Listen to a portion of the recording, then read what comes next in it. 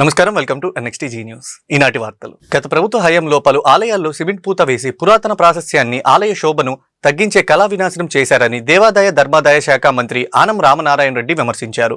CM Chandrababu ఆదేశాలతో తిరిగి వాటిని పునర్నిర్మాణం చేసే పనుల్లో ఉన్నామని చెప్పారు. ప్రముఖ శైవ క్షేత్రం నంద్యాల జిల్లా మహానందిలో మంత్రి NMD ఫరూక్, శ్రీశైలం ఎమ్మెల్యే బుడ్డా రాజశేఖర్ రెడ్డితో కలిసి 15 కోట్ల రూపాయలతో పలు అభివృద్ధి పనులకు భూమి పూజ చేశారు. ఆలయాల అభివృద్ధికి ప్రత్యేక చర్యలు తీసుకుంటామని చెప్పారు. ఆలయాల అభివృద్ధికి ప్రత్యేక చర్యలు తీసుకుంటామని చెప్పారు. పూర్వీకులు కట్టినటువంటి ఆలయాలు, గ్రానైట్ రాళ్లతో కట్టిన ఆలయాలు ఎవరు పర్మిషన్ ఇచ్చారు? మీరు సిమెంట్ పూతలు వేసేసి రంగులు వేసుకోవడం.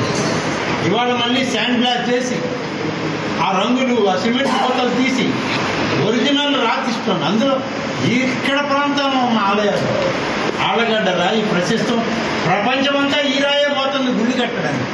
ఈ నంద్యాల జిల్లాలో ఉన్న ఆలయాలు సిమెంట్ పూతలేసి కప్పి పెట్టారంటే ఆలయాల ప్రాశస్త్యం, ఆధ్యాత్మికత దెబ్బతిరిపోయిందనేటువంటి నమ్మకం.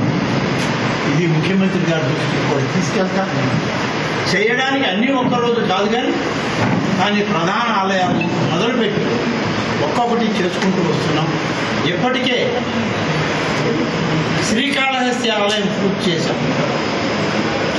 అలాగే కనకదుర్గమ్మ అమ్మవారి ఆలయం పూర్తి చేశాం. అలాగే సింహాచలం ఆలయం పూర్తి చేశాం.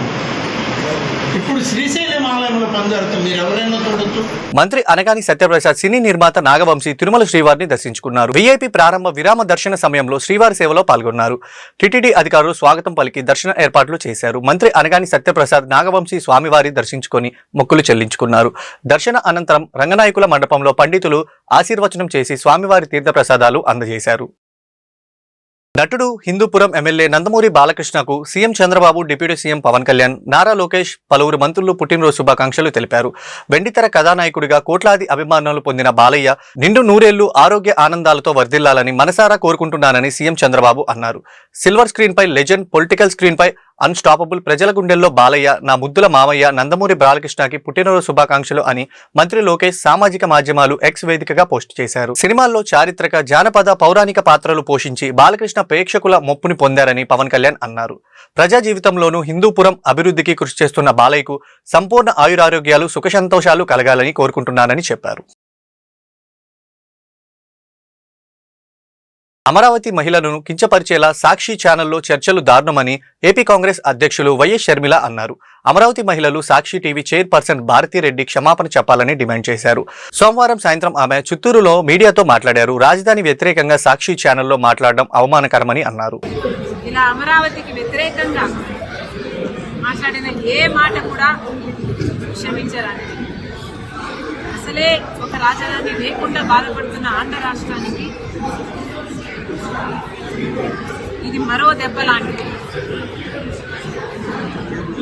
మరి అలాంటప్పుడు అమరావతి మనకంత ముఖ్యమైనప్పుడు, ఆంధ్ర రాష్ట్రానికి ఒక రాజధాని అంత ముఖ్యమైనప్పుడు ఇలాంటి వ్యాఖ్యలు చేయడాన్ని కాంగ్రెస్ పార్టీ ఖండిస్తుంది. మీడియా హౌసే ఒక పొలిటికల్ పార్టీకి చెందినప్పుడు ఆ మీడియా హౌస్ చేసిన కొన్ని వ్యాఖ్యల వల్ల కోట్ల మంది ప్రజలకు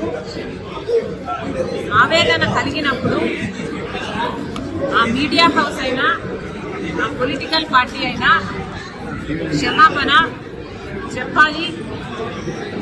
మరి ముఖ్యంగా సాక్షి మీడియా హౌస్ నడుపుతున్న భారతిరెడ్డి గారు సాక్షి మీడియాలో ఇంకా ఘోరం జరిగింది కాబట్టి మీరు క్షమాపణ చెప్పడంలో తప్పు లేదు, అది మీ బాధ్యత.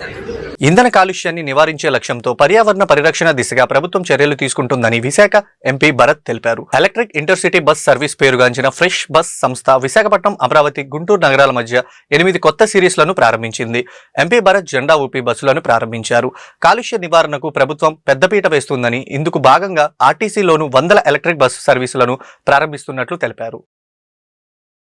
రాష్ట్రంలో ఆలోచన ఏంటి అంటే స్వర్ణ ఆంధ్రప్రదేశ్ తయారు చేయాలి, స్వచ్ఛ ఆంధ్రప్రదేశ్ తయారు చేయాలి. కానీ ప్రతి నగరంలో పొల్యూషన్కి వెహికులర్ ట్రాఫిక్ అనేది ఒక ప్రధానమైన కారణం. సో వెహికులర్ ట్రాఫిక్లో పొల్యూషన్ తగ్గించాలి అంటే ఎలక్ట్రిక్ వెహికల్స్కి మూవ్ అవ్వాలి. ఇంకోటి 10 ఎలక్ట్రిక్ వెహికల్స్ బదులు ఒక ఎలక్ట్రిక్ బస్సులో కానీ మనం వెళ్ళగలిగితే 45 మంది ఒకటేసారి వెళ్తే మనకి ఇంకా పొల్యూషన్ తగ్గే అవకాశం చాలా ఎక్కువ. సో దాని భాగంగా రాష్ట్ర ప్రభుత్వం ప్రతి ఇట్లాంటి ఒక ఎలక్ట్రిక్ బస్సుకి కూడా సబ్సిడీ కూడా అనౌన్స్ చేయడం జరిగింది 5%. ఆ 5% వీళ్ళకి కూడా ఇప్పుడు ఈ కంపెనీ ఫ్రెష్ బస్ దాని భాగంగా ఇవాళ 8 బస్సులు అన్నారు అమెరికా. 8తో ఇప్పుడు ఇక్కడ స్టార్ట్ చేస్తున్నారు. రాబోయే 3 సంవత్సరాల్లో 1000 బస్సులకి పెరగాలనేది వాళ్ళ. సో ఈ రోడ్డు మీద రాబోయే సంవత్సరాల్లో పూర్తిగా డీజిల్ బస్సులు రిప్లేస్ అయ్యి ఎలక్ట్రిక్ బస్సులు రావాలనేది మా కోరిక. నంద్యాల జిల్లా ఆళ్లగడ్డ ఎమ్మెల్యే భూమా అఖిలప్రియ అస్వస్థకు గురయ్యారు. దొర్నిపాడు మండలంలో జరుగుతున్న జాతరకు వెళ్లి పలు పూజా కార్యక్రమాల్లో పాల్గొన్నారు.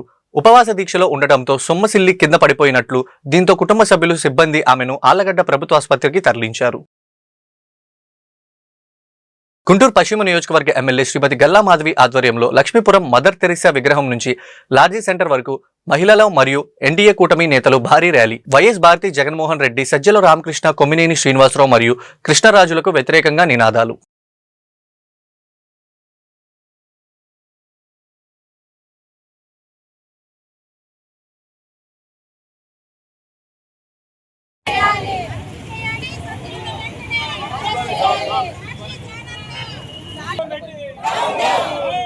Jaganmohan Reddy, down Jaganmohan Reddy, down Jaganmohan Reddy, down Jaganmohan Reddy,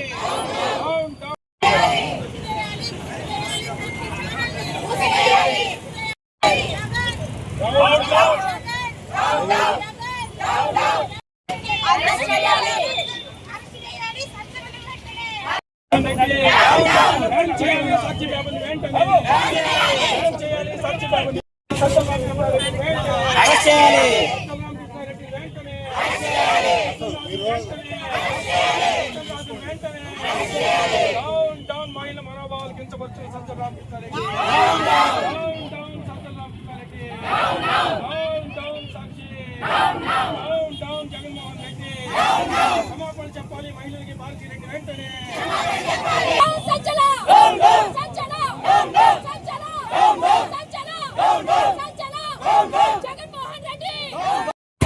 రాజధాని మహిళలను కించపరిచే వ్యాఖ్యలను ప్రసారం చేసి సాక్షి ఛానల్ మూసివేయాలని డిమాండ్ చేస్తూ రాష్ట్ర వ్యాప్తంగా మహిళలు ఆందోళన నిర్వహించారు.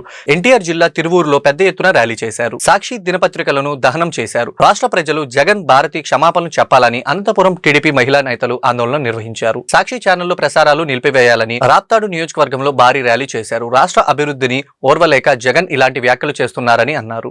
అమరావతిగా కూడా మాట్లాడి డిబేట్ లో శ్రీనివాసరావు అనే ఆయన ఇంత కించపరచడము మహిళల్ని అంత అవసరమా? మీరు కూడా ఆంధ్రప్రదేశ్ లో ఒక జిల్లాలో పుట్టినోళ్లే కదా భారతీ రెడ్డి.